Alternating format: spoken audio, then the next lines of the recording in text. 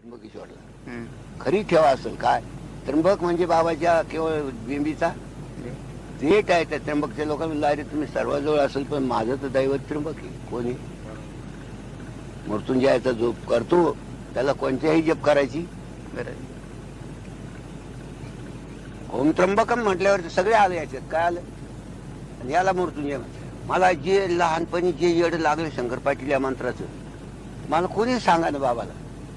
एक तिकडा बाबा रात्री कीर्तन केलं मग असं गोड म्हणलं का तर मग तो गुणगुण केलं. तो सुद्धा सांगा ना कोणी ब्राह्मण सांगा ना. मग जाऊ संजीवनी घेतली मग त्याच्यात आपापच. मला गुरु नाही शंकर पाटील हे सांगायला कोणी. मी आपापच केलं पण ते कसं आहे काय देवाची देवाला मग त्यांनी आधार आहे. जो योग भ्रष्ट होतो त्याला गुरु लागत नाही. त्याचा सोम्य देवच असतो. तर अशा रीतीने हा त्र्यंबक सापडला. ते मृत्युंजय म्हटलं ना मी त्या बामणाला मात्र हो म्हणे बाबा मृत्युंजय हो मृत्युंजय रुद्रा नीलकंठ हा सांगितलं. हा मंत्र तू आहे का. नाही तो मंत्र कोणचा आहे. ओम त्र्यंबकम जेजामही म्हणतात ते जेजामही सुगंधिम. याच्यात सगळं आलं.